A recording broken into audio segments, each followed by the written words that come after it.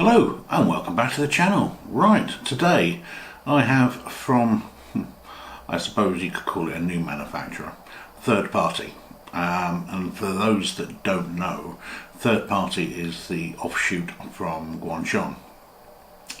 And I'll just take a minute to chat about this for a second. It does seem to be that some of the manufacturers are splitting themselves, which I don't necessarily think is actually a bad idea.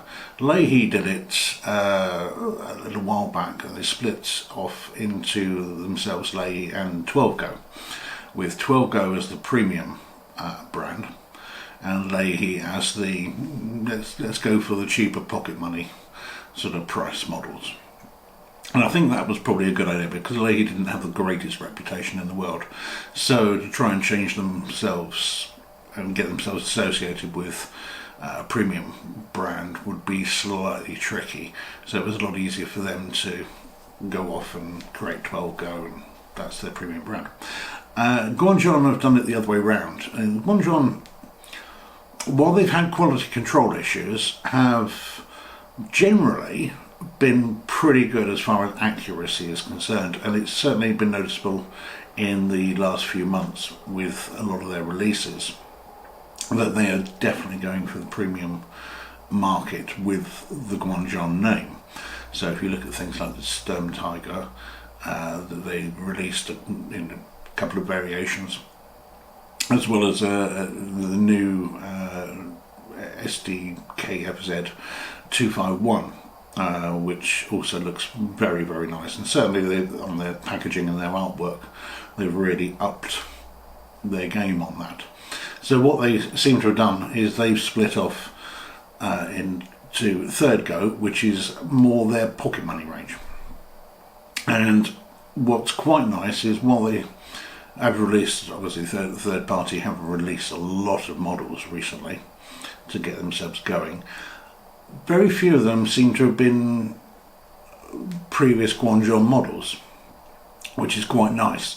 So you've got things like the British Valentine tank, the Bren gun carrier. There's also quite a few trucks and artillery pieces from various nations as well. Again, some more obscure pieces, but I think that's really quite good. So we'll see how that goes in the future, but that's certainly how it seems to be, and it'd be interesting to see whether anybody else does a similar sort of thing, whether, for instance, Panlos do a spin-off from their really nice but expensive models to something along the sort of pocket money lines, or Wange, for instance, splits off and goes with a high-end name. So that will be quite interesting to see in the next few months, and it can only really be good for us because, first of all, it means there are a lot more models and different types of models coming onto the market. But also, if some of these companies are splitting themselves to do the premium side of things, then we should be getting better models as well. Well, that's the hope anyway. But today, well, let's see what third party are giving us. Well, we have two models from them in the same kit. We have the Type 82 Kubelwagen, and we have the SD KFZ 2, the little sort of half-track motorcycle. So, usual story, 60-second speed build, some pics, and then we'll get into the review. So, let's crack on and build.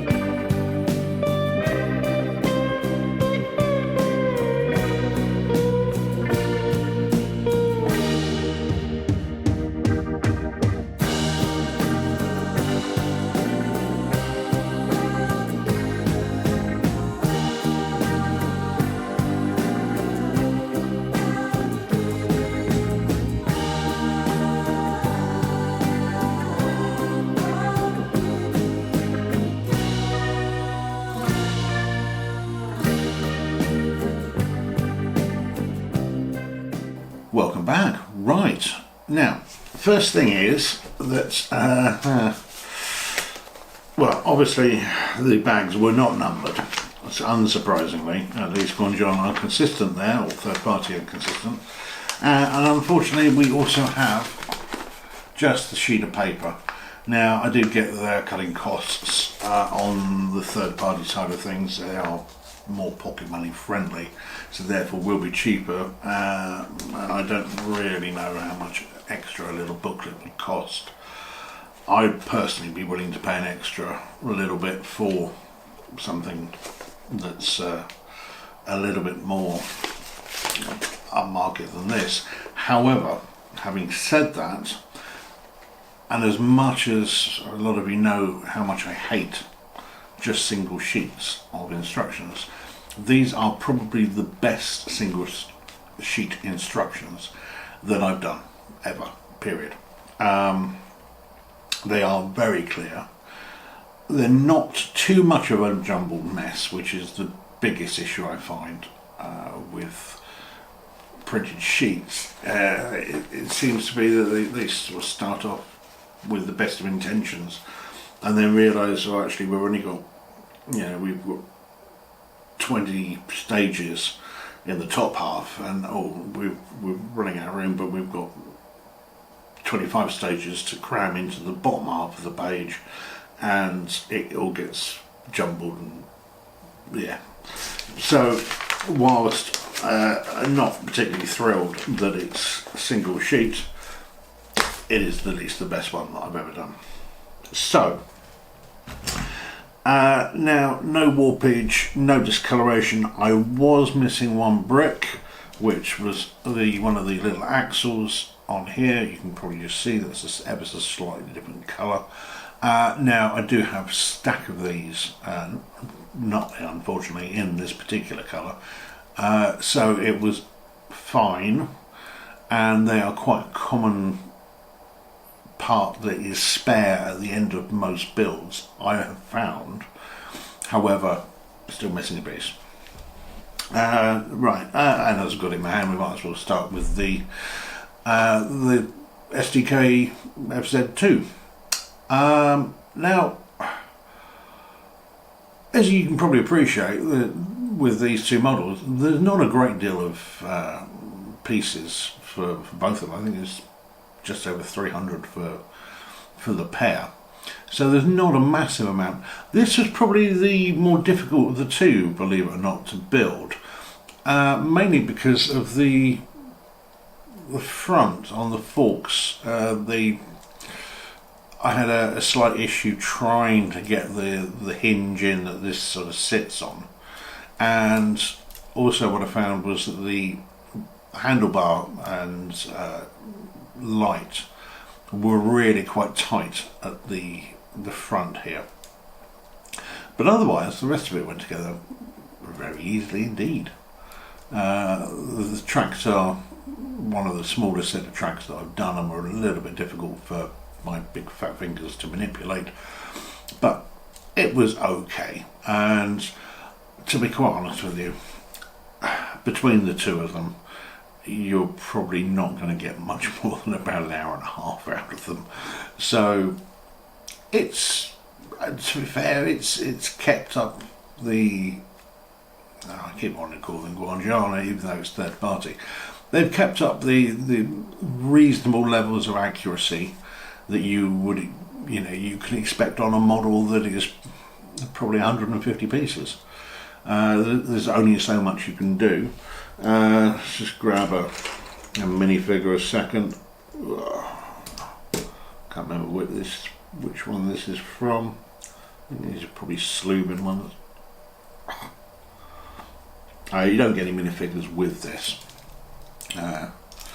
So look, let's pop him in there a second.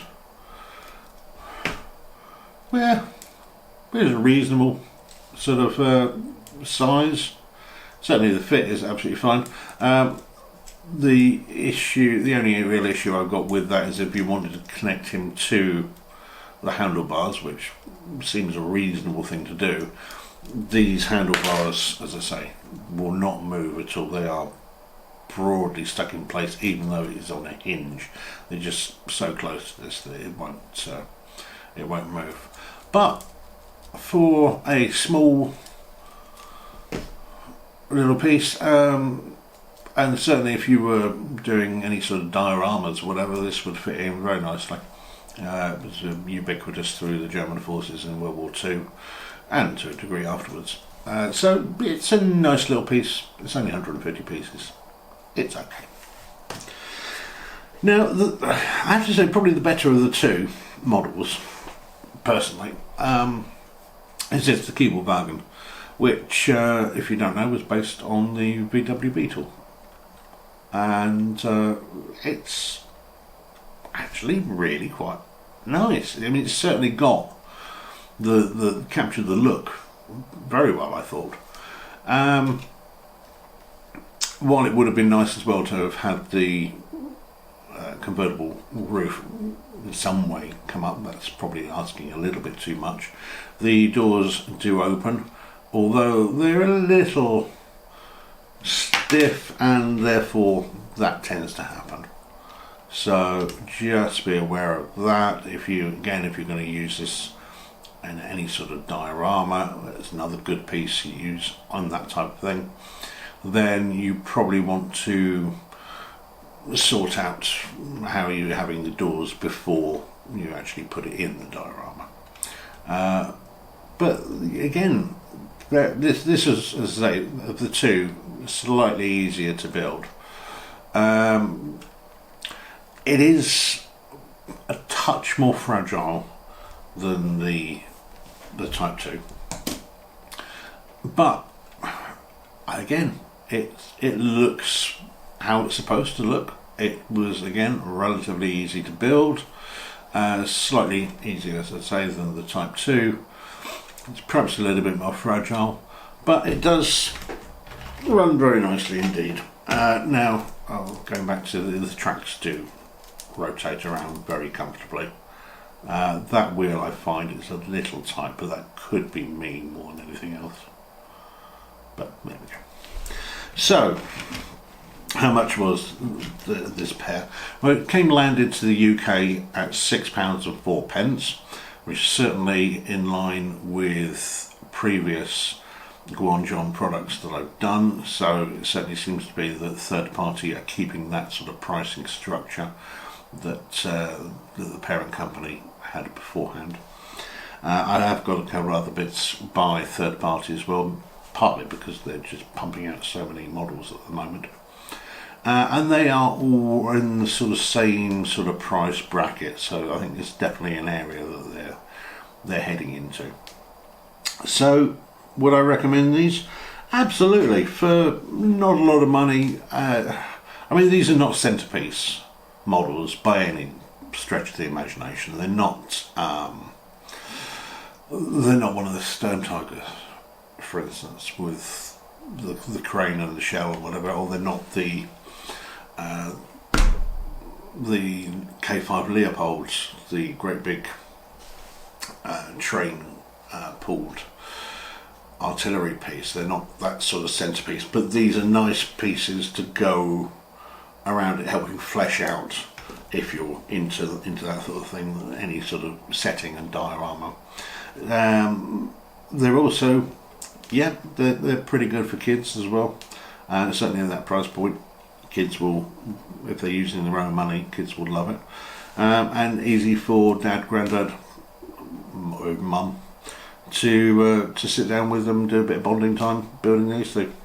So yeah, very happy with them. Obviously, you, as I say, because of the price, the number of bricks and the size of these things, you do have to temper your expectations. They're not going to be the most detailed things in the world. All printed bricks, by the way, which is quite nice. No stickers and decals, again, considering a Quan Guan tradition, and unusual at this sort of price point. But otherwise, yeah, not bad at all. I would certainly recommend these as I say, to flesh out a diorama or something like that, or for a present for a child who's getting into the brick modelling business. So there we go, that's today's video. Hopefully you've enjoyed it. If you have, please like and subscribe to the channel. As I said on previous video, we're getting close to 500. As soon as we do, I'm going to slap out a competition. So keep your eyes peeled for that, and if you've not subscribed already, please hit the button. I'll catch you again. Take care. Bye bye.